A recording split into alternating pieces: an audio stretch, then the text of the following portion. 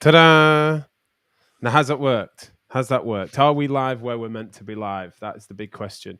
I'm not convinced. I can see it on YouTube. I can't see it on Facebook. Yeah, I've only just clicked that button. There were too many buttons there. I think that's one of the lessons to learn. I think that's working now, but I didn't click the buttons in time. So if you're tuning in on the hub, you probably missed that brilliant intro sequence, which actually worked quite well. But I'm not convinced we're where we need to be. I think it's working now.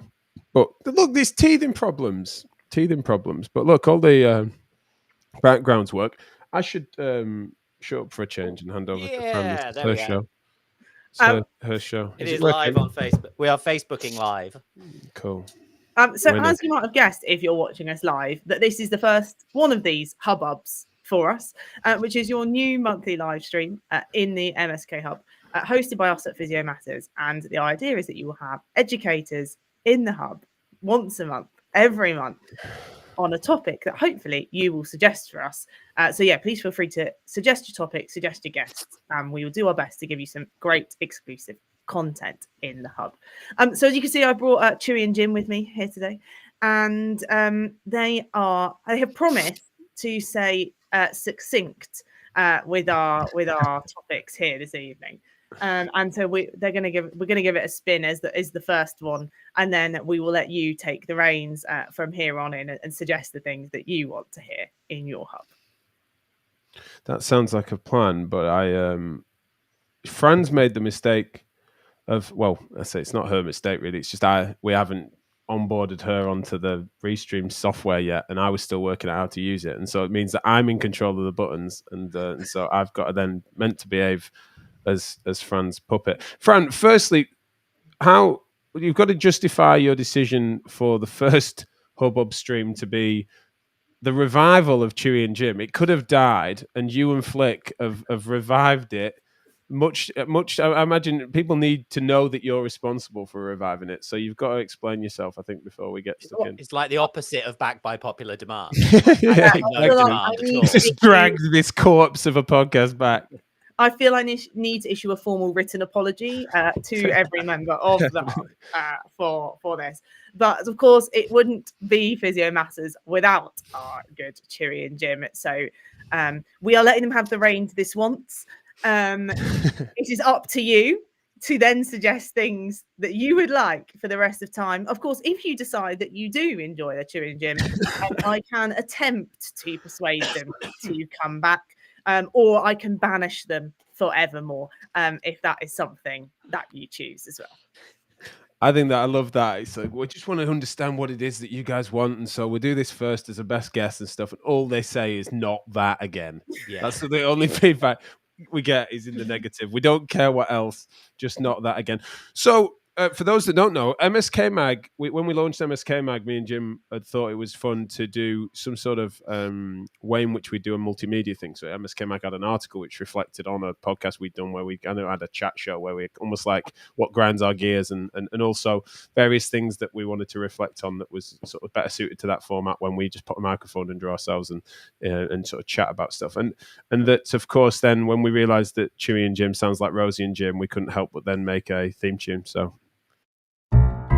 Chewy and Jim, chatting along on their old pod feed. Chewy and Jim, HR keeps them afloat. We go to play and have a look with Chewy's gags, Jim's dashing looks. The world wishes their views were tame, so Chewy and Jim just take the blame. Chewy and Jim, just get on with the show.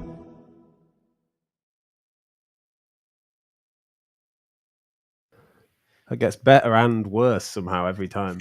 Yeah, it really does bring back the horrors of 1990s children's TV.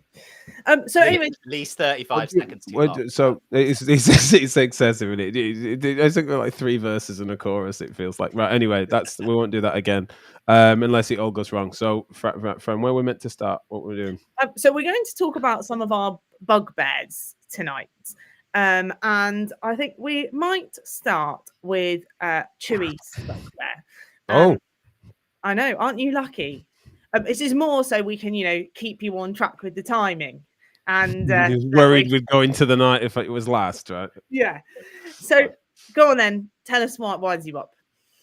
Okay, no, it's I suppose in this instance, unlike Jim's got one that's an actual beef. I think in this case, it's more of a reflection on an observation, and I suppose there are elements of it that get on my nerves, but I think it's actually me trying to counsel myself as to how I think we kind of get mixed up a little bit in MSK practice about biomechanics, and I think it's how I've come to understand how people's instincts massively differ. And it's based on the fact that we don't necessarily have good evidence to persuade us in a particular direction. We've just got arguments and logic, and then people then get bent out of shape. So let me give you examples on this. It would be the equivalent of when you're lifting heavy loads, should you assume a spinal sparing form, where you're avoiding that sort of butt wink, you're trying to maintain some sort of lumbar neutral when you're lifting something from the floor, be that something, PB deadlift or something heavy load type thing, or should you just relax off and it doesn't matter how you lift it? Or similarly, if you're doing a landing from a box on one leg, should you or a patient then be comfortable landing into a degree of valgus, or let's just say when they're doing single leg squat test, how much valgus internal rotation and adduction of the hip should you go into? And so we can't pretend that there's really strong evidence for or against that, right? Much like I think the history of it would be that you would try and avoid those things because they seem suboptimal, but then it's only argumentation that's taken us away from that, rather than it being that we ended up with really conclusive evidence to suggest that they're actually favorable techniques there, right? Go large on hip adduction, go large on spinal flexion. They are optimal techniques. It's more that in the absence of evidence, where should we go? And I think that people, the schism that I'm on about is that people get stuck on this, where some people's instincts, and I would admit that I'm one of them, is that if we don't have strong evidence to suggest that to avoid and control knee valgus or to avoid and control spinal flexion, in the absence of evidence to suggest that that would be beneficial, it's injury preventative, or it is pain modifying, or it is something that in the macro that you should avoid that and then train to avoid that. In the absence of that evidence, you should relax off your advice. You should undercoach. You should look and observe how someone moves and then respect the fact that that might be how they move. Maybe cue various different types of form and stuff like that. It's not like you'd say encourage it, tell them to go large on it, but just you're not correcting that as if it's a movement fault, would be my bias because of the absence of evidence. However, out of various different elements of frustration over the fact that people don't share those instincts, and the fact that, of course, I haven't necessarily got evidence to the contrary. It's not like I'm saying, no, actually, these are better. It's more that I'm just not coaching it. I've come to realize that some people's instincts with the lack of evidence to suggest that, excuse me, is that they will then defer to in the absence of evidence, I will therefore assume a biomechanical textbook way of doing things, right? Or I would go to what is a sort of assumed wisdom, which is sometimes then based on performance rather than pain. And so it'd be like, what do I think would be a more generally efficient way of squatting, lifting, landing? Or that independent of pain, that makes sense as a way of distributing force more efficiently, right? And that the glutes and hamstrings might be better suited to a heavy deadlift than your spinal erectors, and therefore just why not try at least to assume and avoid spinal flexion? Or that when drawing into knee valgus, that does seem to load the anteromedial knee more, and therefore why not try to control that by better training lateral glutes, or whatever it might be, right? So some people's instincts sort of make them err towards, in the absence of evidence, they're not necessarily disputing that, not disputing that there's loads of evidence, they're not saying there's loads of evidence, they're just saying that in the absence of evidence to the contrary, why not default to assume wisdom, coach type wisdom, performance related reasoning, and therefore, and they're not wrong to, it's just that they would rather, almost like as a safety net, is that all the things that have come before in the assumed wisdom that exists in conditioning type circles, or based on the physics related principles of optimizing force production and conditioning, they then don't necessarily respect the other way of looking at it, which is that's what I described before would be the only way to train tolerance and things, which is one of the justifications, or that I wouldn't want to be no-cebic in implying that that's the fault. And I think there's all sorts of reasons that I would justify why I do things, but I come to realise, and I feel that's one of the reasons that happens, is that we've just got different instincts on biomechanical assumptions. And it means that it gives me a lot more leeway for people. I still don't think they're right, but it just means that, generally speaking, I think it's made me far less confrontational on such things, because I can understand why people are erring on the side of caution there. So that's sort of my thinking. I don't know if you've heard me riff on that before, Jim, or heard me say about that before. Definitely. Yeah, a little bit. I don't know if it's just me, but your audio sounded like it went a bit weird for a minute. Is that the same with you, Fran, or is it just? Yeah, it went a bit weird. Yeah, your input audio's got a bit weird too. It's not terrible. It's just not as good as it was. That's annoying. I think what I see a lot on these arguments is that there's so many different phases. It's like, oh, this is how you should squat, and it's like, well, if you're taking someone from zero, and you are coaching a squat, then what you would go for the efficient, correct way. Then there's the injury prevention way, for which I don't think we have any evidence particularly. It's not my area of expertise, but my understanding is there's no evidence doing it one way versus another is particularly less injurious unless you fall over doing it. Then you've got the next stage on, where it's someone's come in with pathology or pain. So then, well, obviously you need to change something because it's painful. So you're in a different stage to those previous two stages.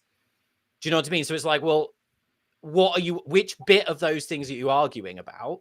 And then what's your then justification in that setting? And then you just end up in this place, which is like, well, it depends, because the individual's there. Is the individual trained? Is the individual untrained? Are they lifting what would be considered a biologically very heavy weight? Again, not my area, but two times body weight on a squat, for example, versus like, how much does it matter what your technique is if you're doing a 10 kilo bar squat versus 200 kilos? But then that's thrown back as an argument in one direction as well. It's like, well, you don't work with people that lift 200 kilos. It's like, well, what is this argument? And that's what I see a lot of, is just garbage back and forth, because someone wants to justify what they're doing rather than actually having a discussion about it. Well, they talk past each other, definitely. And whether it's pain, are we talking about pain? Are we talking about performance? Are we talking about someone that's injured and has been injured? Are we talking about someone that's then recovered beyond that? And I think that it speaks to, I could have used running form as an example as well. I feel it's similar. And it's just that then how much do you correct for something as a means of symptom modification, but then do you return them and sort of say, look, you can relax your form off again, because we don't want you to just assume that this is, it's quite a cognitively heavy strategy for you to have to try and run without this crossover gate that we think has helped to resolve this problem that you've had with ITBS or something like that. But then do you relax that off once they then phase back into their tolerance, or do you get them to cycle between different running forms and stuff? It's like a similar thing, but it depends on the phase they're in. But it's just that they're talking about, social media even, or beyond social media, people just talking about similar purposes. But it's just when people get really quite entrenched. And I think that that's where our side of an argument has been quite myth-busty, but it's gone further than that and sort of implied that it's optimal. It's just like as if there's something noble about a flex deadlift, or there's something that's particularly particularly sexy about allowing yourself into valgus as a means of doing that, when there's no evidence to suggest that any of those things are optimal. It's like, it might be smart to have options, but it's just that really people, like you said, Jim, can bait and switch between arguments, which I think might speak a bit to what Fran's got a bit of a beef about, which I don't know if you want to go there now, or do you want Jim to rant yet? I think I will go there. I think the thing I wanted to add on this is that we forget as well, all the discussion is that people don't look like textbooks. I'm yet to meet a person who looks like a diagram in a textbook.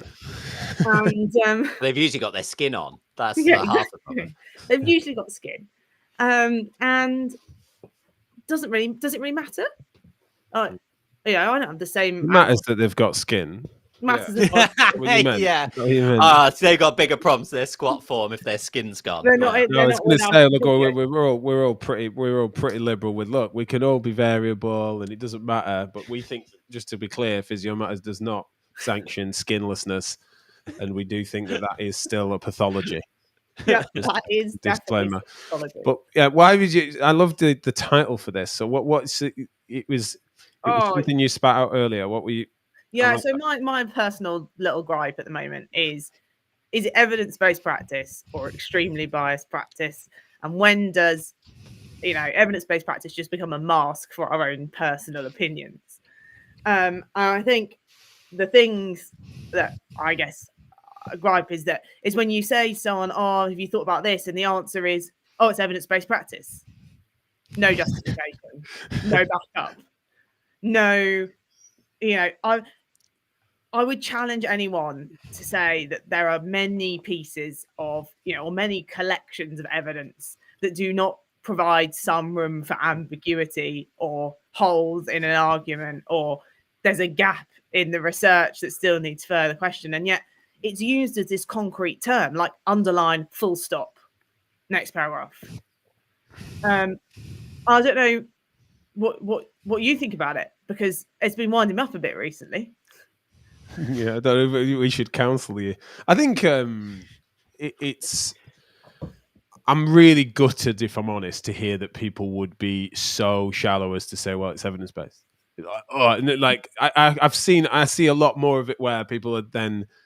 It's clearly they're quite interested in a narrow read of the evidence that they think is like really conclusive, and so I think that's more that their underlying confidence in the evidence that sort of bothers me.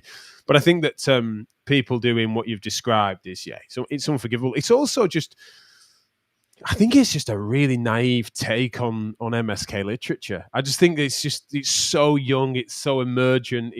We need to be more humble. Me and Jim, that's definitely something we've done on Chewy and Jim before, isn't it? Where we've reflected on how strident we might have been before, and do we and you need to go on some sort of apology tour for where Physio Matters has been a bit wrong before? And then we've both sort of said that we've looked into it and thought that we hedged enough to get away with it. I don't think there are any areas where we were maybe too strident, but there are some people that just they think they've got it made, and they're going to look silly in time, because that's just the nature of science, especially with regards to what is still a very young discipline, and also a very challenging to test discipline. There are certain interventions and things that are easier to test, but there are others that are grey areas, and why it's important to make logical based arguments. I think that the most important evidence in MSK, I've said this for a long time, the most important sort of evidence base within MSK practice is not the physio evidence, the chiro evidence, the osteo evidence, the interventional evidence. It's the basic science of mechanotransduction, what we can understand we can and can't do. It's the literature that explains the infrastructure and the strength of, say, an ITB or fascia, or the frictionless interface between the skin and the fascia that means that we can't be directionally specific with manipulation. This isn't MSK literature, is it? This is anatomy and physiology literature, or the evidence that's emerging around systemic inflammation and its effect on OA. Means that's probably useful for us to not then think that there's a certain dosage and type of corticosteroid or squat that's going to resolve that matter. This is a complex thing, and so that's where anyone that's being so narrow-minded like that, I can understand your frustration, and I think that you're right. It is just a massive manifestation of bias. But I think that what's funny is a version of what you're on about, Fran, we are all guilty of, aren't we? It's just that we've got to find a way of using language appropriately so that we don't cop out and fall back on it. It's like, so using language is to say, like, and I'll do this as best I can. It's like saying my reading of the evidence would suggest, and I'll be saying stuff like that. That's something I say on chewing it over, or especially if I want to disagree with someone. He's like, I don't see it that way, but recognizing that that's because of a narrative interpretation based on biases and instincts, rather than it being like, no, the evidence doesn't say that. Like if you're someone that's really down a particular rabbit hole, then you might be in a position to say that. Like you've just done the largest systematic review as part of your PhD, you haven't yet published on yet. You might be really confident that is just not, that is actually the evidence is contrary to that. But is there someone that's got breadth and you're reading it broadly, you kind of got to say something like that. I don't see it that way, and that naturally allows you to say, of course, this is an opinion. It's an opinion informed by evidence, but it's not matter of fact or there. And I think to be fair to Jim, I think you've always had a bit of a better instinct on this than MSK, because your rheumatology stuff is more is more They medical. don't treat anybody. And you don't have to apply this nearly as much as us. And your stuff has sometimes clean binaries, especially because all you do is just refer to rheumatologists. Yeah. But no, I was being fair with you and then started bantering you. But no, I do think you've had your thing's always been grey areas, and you therefore never speak that conclusively about the evidence base, especially because you've seen it evolve. Yeah, absolutely. But I also think that people do the opposite of what Fran said as well. You see a lot of, and it tends to side with the adjunctive therapies a little bit, where they'll say, they'll say phrases like, "Oh, the evidence just doesn't show what I see in clinic," or the evidence hasn't caught up with this, or anecdotally, or science hasn't shown X, Y, and Z or whatever. And I've probably said this on air somewhere before, but if you take physiotherapists, we were defined by being a science profession. Like, I have a BSc, I assume you two do as well. Like, that is a bachelor's of science, and we are a science-based profession, or it will say, physiotherapists use evidence-based treatments. And you're sort of you live by the sword, die by the sword, because some of the science isn't there, and it hasn't been done. Like, we've talked to death. People have talked to death about trying to sham acupuncture properly, blind, injection therapies, blind the patients to manual therapy. Like, it's not easy to do, and the outcomes are very grey. So the science is very difficult to do to come to clean conclusions, but you live by and die by that. So you can't then just be like, "Oh, I live in this area." No, you have to live in the science area because you chose to be. If you don't want to live in science area, you can be a different profession. Do you know what I mean? Like, that's a bit, and it's probably going to come on to what I'm going to rant about in a minute. But like, that sort of gets it. I'm segueing myself. Do you know what I mean? Like, I feel like a lot of people, like you were saying, Chu, like, "Oh, I'm going to read this in this way because it suits me on my bias, and this is the bias bit, but I'm going to read something else in a way that suits me." And it's kind of like, well, also you have to read it to a degree in a way that you've chosen to go down that path. You've chosen to be a physiotherapist. Yeah, so you're meaning that when you're saying about you've chosen to read it a certain way, you're thinking that the scientific method needs to be something that, if you're articulating this as a physiotherapist or insert MSK professional of which has a Bachelor of Science, is that you've been trained in a scientific method and the interpretation of that, and that's what's expected of you socially. That's what you're registered to deliver on by your regulator. And therefore, yes, you might have various different narrative and artistic interpretations of it, which are interesting, philosophical interpretations, but it should still be grounded in a scientific method. Absolutely. I think that's fair. I'm going to cut you off because there's flex in this. I'm going to use an example you've used before. I'm going to steal one of your examples. So acupuncture is not a great example because there is scientific evidence around acupuncture of varying qualities, and there is some attempts at shamming it. But you've used an example before about horoscopes. So like there is a line that we can draw. You can't, like, I don't believe, and people could disagree with me, I don't believe that you can be a physiotherapist and in that appointment talk about horoscopes. Like there is a line, right? And then, there's a line within different treatments. So let's stick with acupuncture because I've said it like 8 times in the last 5 minutes. You couldn't say, I'm going to put an acupuncture needle in your index finger. It's going to cure your cancer. Like there are lines that we draw because at some point you're going, okay, well, science in this case tells me that that's a line I can't cross. But I don't think people have that line soon enough. That would be my issue with it. It's because it's either their income's based on it, their training a lot has been, and so they're like, oh, well, I'll let that slide further than I should. And, I'm guilty. I think we talked about this on the first year in gym. I stopped one of the reasons I'm no good at treating patients in an MSK setting is I stopped way too early. Like, I don't allow any of that. I'm not grey enough. I don't allow the grey enough. Yeah, with that threshold is variable for different people. Yeah. Also, just again, for everyone knows that it's your ring finger that you acupuncture for cancer. No, well, I didn't do the training. So that's Fran will know. She's more recently done the training. We were just reflecting on that. Don't go. Go on, Fran. Sorry, Joe, cut you off. I think the thing that gets me as well is like, if you read a really good review, right, there is very rarely this is 100% certain with no quib, particularly in physio. I'm talking, physio, MSK research is slightly different, isn't it, when you're trying a drug or things like that. But if you're talking, physio, exercise, manual therapy related, there's very rarely something that goes, yes, this is 100% definitely this, and no language in that paper that's like, this may indicate, or this could indicate, or based on the, knowledge we have so far.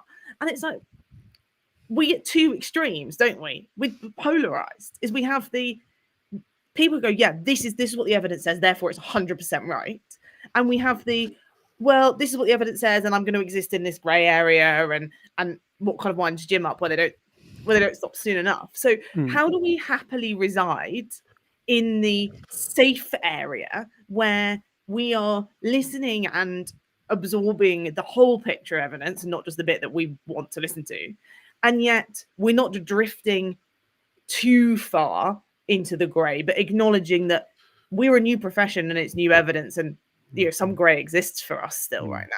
But I think your framing of it's perfect, Fran. Extremely biased practice on both ends of that spectrum is extremely biased practice. If you're using the evidence base instead of a book of evidence, you are then closing said book and then using it as a weapon to beat your colleagues with, as if to say, no, this is the word of this book, and that's how you need to be doing it. You become an ideologue, and you think you're justified for doing so by this scripture. And then at the other end of that spectrum, you've got, well, it works for some people. There's an art to the science, and that's I've seen it work for some, and you just end up you've got no threshold from which you can appropriately validate your own methods, and you can so easily bias yourself by your clusters of your own experience. And the more experienced you become, you can so understand that logic. You start to see patterns, but if you've not got the mechanism or the understanding to judge yourself on the fact that what other extraneous variables might have contributed to that success,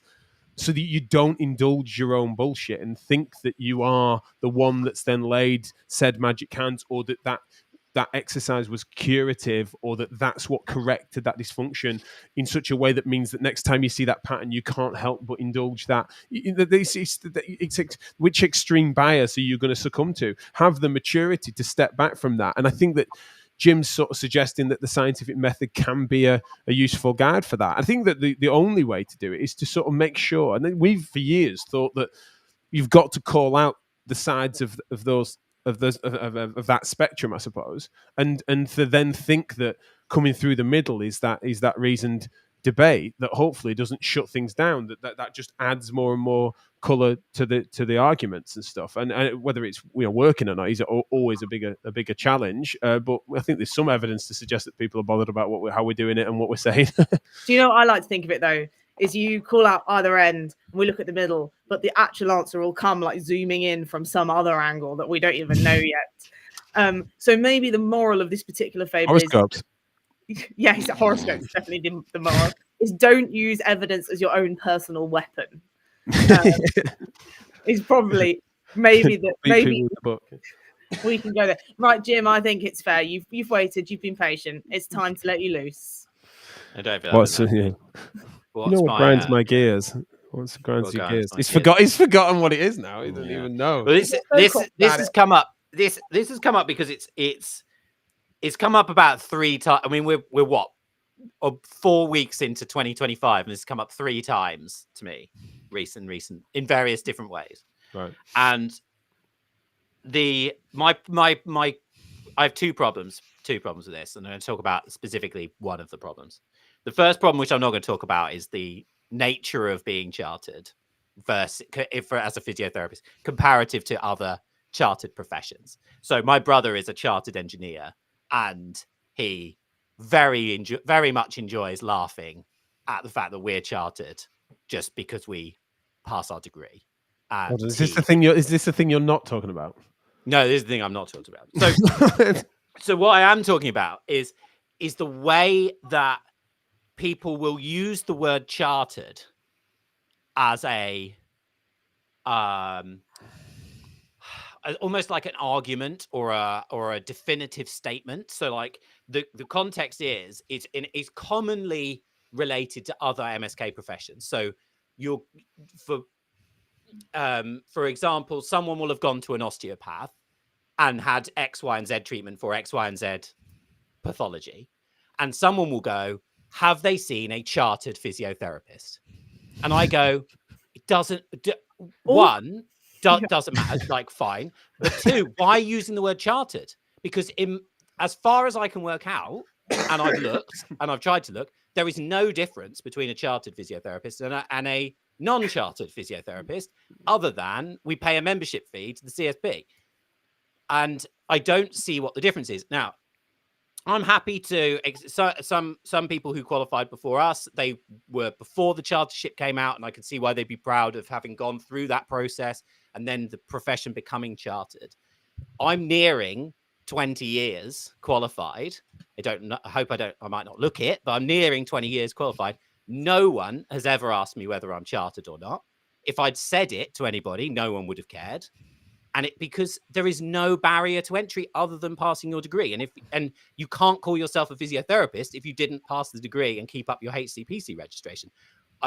Arguably, a HCPC registered physio means more than a chartered physio.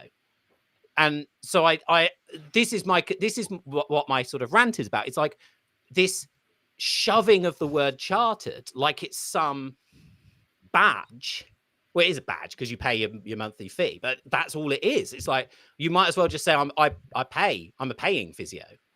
Yeah. Do you know what I mean? Well, this is my work. I'm amazed. Look, I get all of that, but I also just think that part of why I don't really pay attention to those sorts of things is partly because I don't think I've seen people using it with any veracity. That's the thing that I think most surprises me. Like, all the arguments you've made absolutely make sense. Written and spoken extensively on the fact that then people sometimes will imply that matters more than it does, because I think socially it has more weight than what is actually true. But I've also not then seen, like, you must, because you are exposed to our operations and administration across Physio Matters, you've then maybe witnessed stuff behind the scenes, but I don't see people wearing it as necessarily as big a badge or honor publicly. So is it that it's just like people behind the scenes are making arguments and then implying that matters more than it does? Well, I think, do you think yeah, that people I think it's an undertone belief. I think it's an undertone belief in certain people when they want to make a point. And it worries me a bit in that people are just thinking that is a thing when it isn't. And it's like, there's no two ways about it. I think physiotherapy as a profession sees itself as above some of the other MSK professions. Some of that's historical, some of that continues onwards, and it's a way of talking down to chiropractors, osteopaths, etc. that I don't like. And you're right, I see it, and people I see it because I'm exposed to those things. Both I interact with a lot more people than most do through email, through social media, DMs, and on all that kind of thing. And I just see it like I don't like it. I don't like the way. So I wouldn't like it particularly that they go, oh, I or this person or whoever is a physiotherapist as a reason for someone to be doing something rather than osteopath or a chiropractor. I don't like that very much. But then to chuck in the word chartered specifically, so if I left the CSP and someone went, oh, someone should be seeing a chartered physiotherapist. Why? That's what gets me. Is I feel like there's this undertone of. I think that's fair. Is that culturally there might be a sense of smugness. What bothers me more on this topic is that it could be something really relevant and valuable. I think that one of the things that kind of annoys me is that if it was used as I think the only reason people would use it is because they're wanting to imply that it is a reasonable prefix that indicates some sense of quality. When actually, what you're talking about is you pay your union subs and you sign up to a code of conduct of which you're fundamentally not regulated against anyway. You know, there's people complain to the CSP wanting to get me disbarred from there before, and essentially, unless you've brought the CSP into disrepute, which even I haven't apparently, then you don't get. Well, I nearly said dismembered. That's a bit of a strong. That would be. That is a hell of a sanction.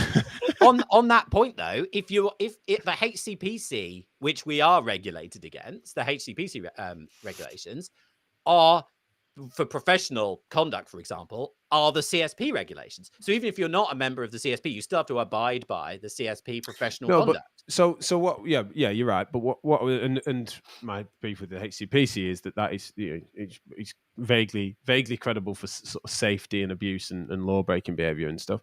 But it's just got no way of measuring professional standards, and they're never going to turn up in that space. I don't think it's likely to.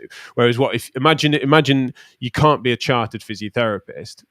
Rather than thinking about the mechanism of how you do this in terms of the fact that if people are chartered now, it would be really difficult to uncharter them unless they voluntarily gave that up and stuff. But imagine that to gain your chartership, you had the bar was set by us and our peers for as a credible competency in whatever discipline. Ideally, I'd always love that as a subdiscipline across maybe neuroorthopedics, respiratory, something like that. But even if it was just as physiotherapists and we wanted to do that in the macro and you needed that breadth, and that meant that we all had to sort of scrub up on stuff and do the basics across disciplines. But imagine that was an appropriate threshold, much like it is in chartered accountancy, chartered surveyors, chartered engineers, that then basically means that that's a postgraduate threshold, that if you're an engineer, well done, you're an engineer.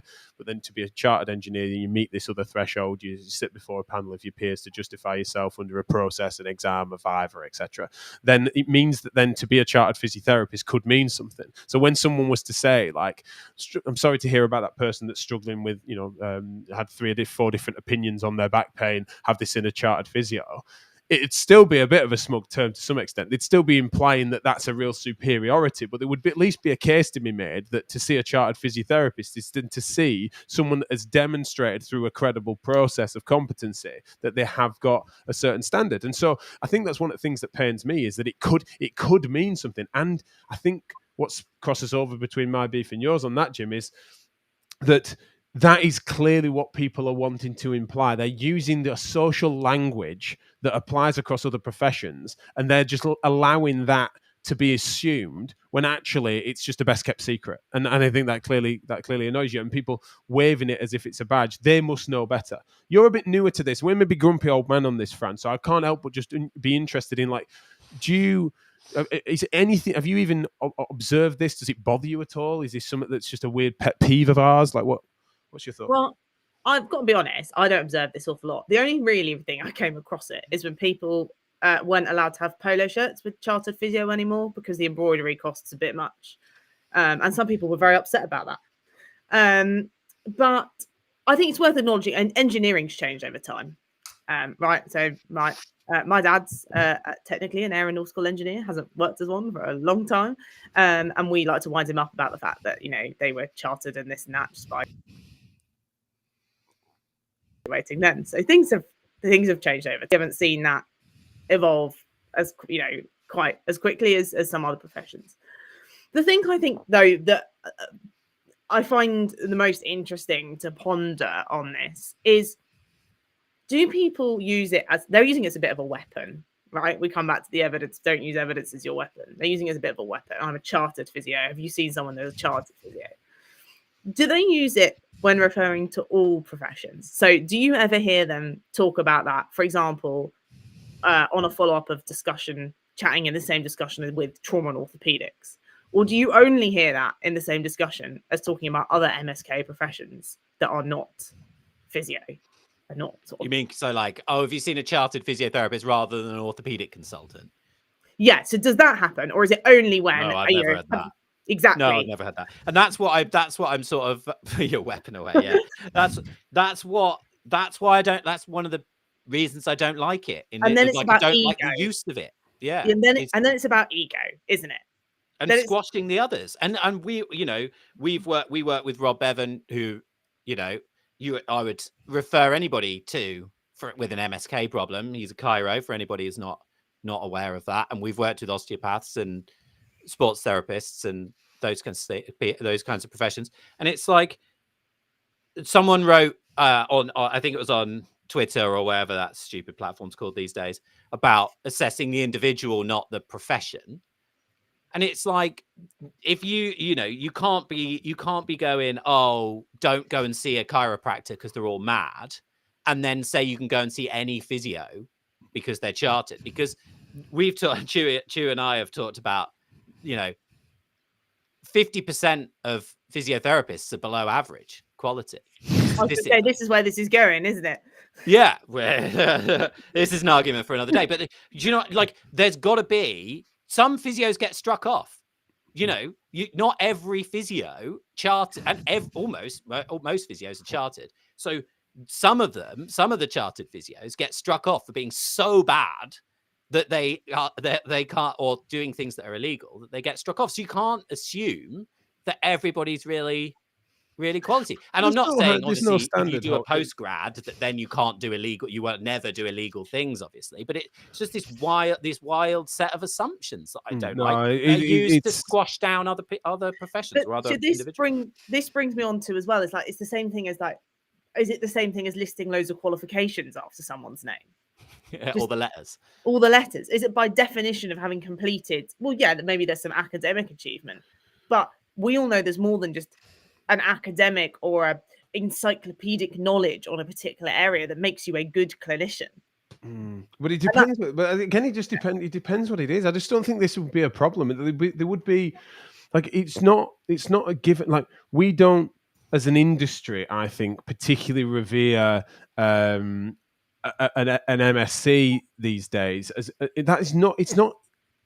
It didn't have to be that way. There are other disciplines in which that really matters. I think socially it matters as well. Like, I think patients would be, what did you do your masters in and stuff? And I was like, God, I barely got a bachelor's. They just make some assumption that I'd have one. But it was just more that there are culturally, again, that would matter. But it's just that, and Rob Tyre taught me a lot about this years ago. Right, because Rob's really into martial arts, and then when we were getting into doing the Physio Matters podcast and stuff, and he was listening to early Joe Rogan, which was very much about martial arts and stuff, and he was saying that one of the things that Rogan did well in the early days was like getting rid of the pseudoscientific type martial arts, right? The nonsense martial arts, the ones that are fake, was useful because they ended up just fighting against actual jiu-jitsu fighters and stuff, and getting shown that Aikido wasn't nearly as good as jiu-jitsu, right?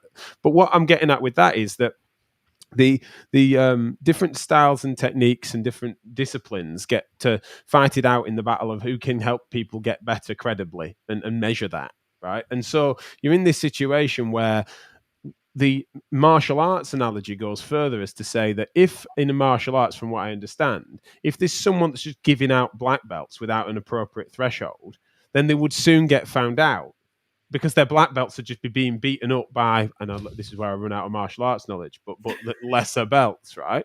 But it's just that what is interesting is that in MSCs, right, you've got a mixed bag of different circumstances whereby, like, you hear about people falling away in the course, right?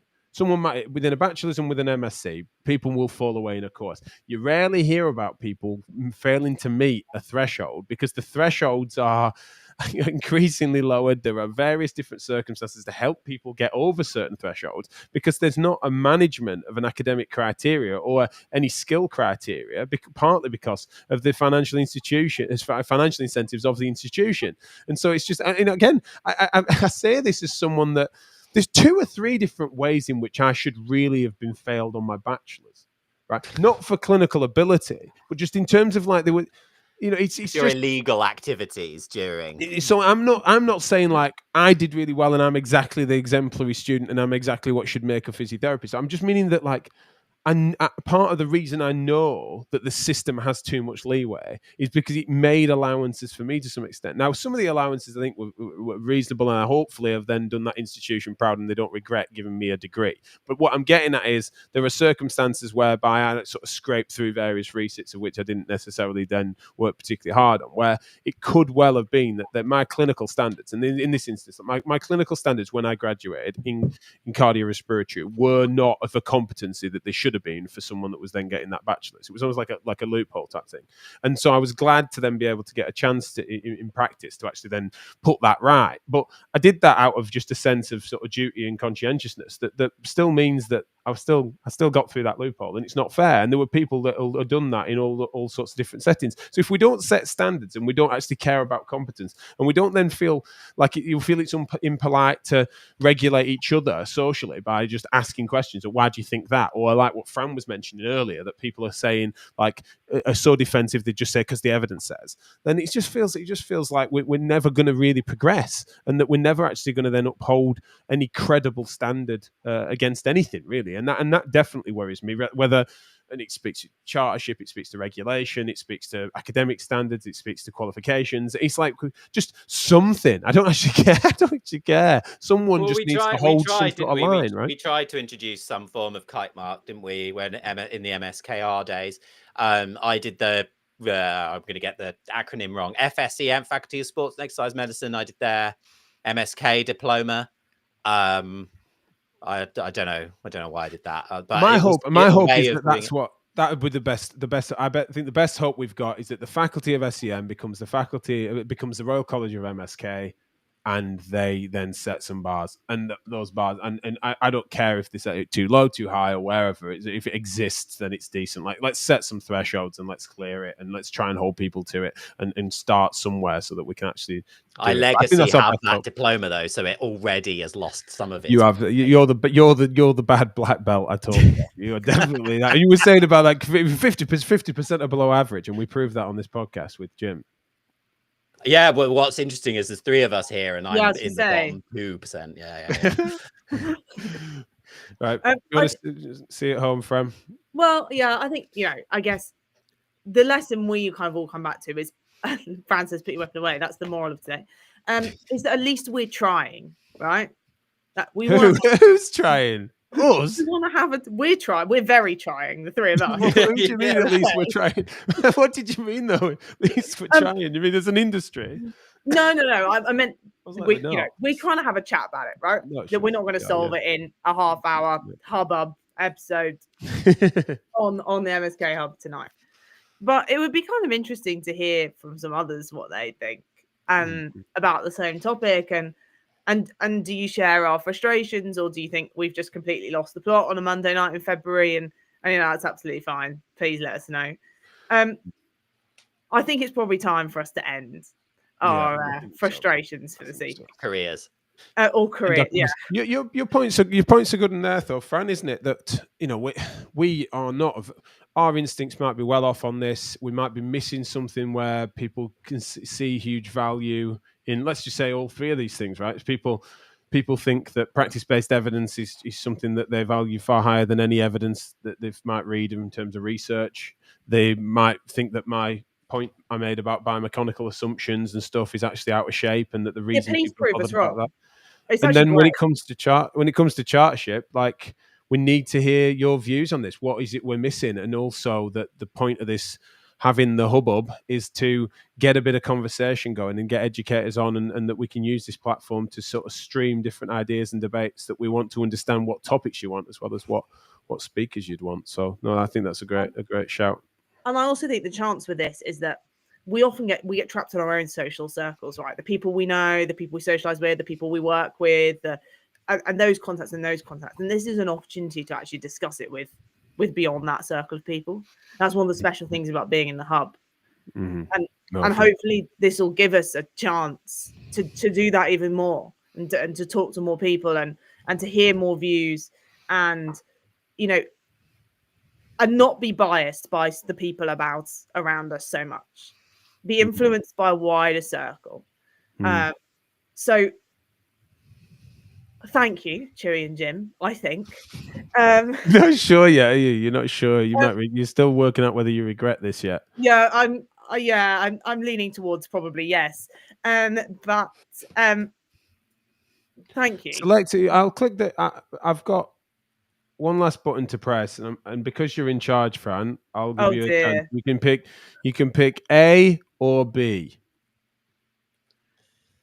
Well, I think we've talked about how, physio is not reaching the marker for A quite yet. We've got a way to go. So I think we've got to give ourselves a solid B and then see.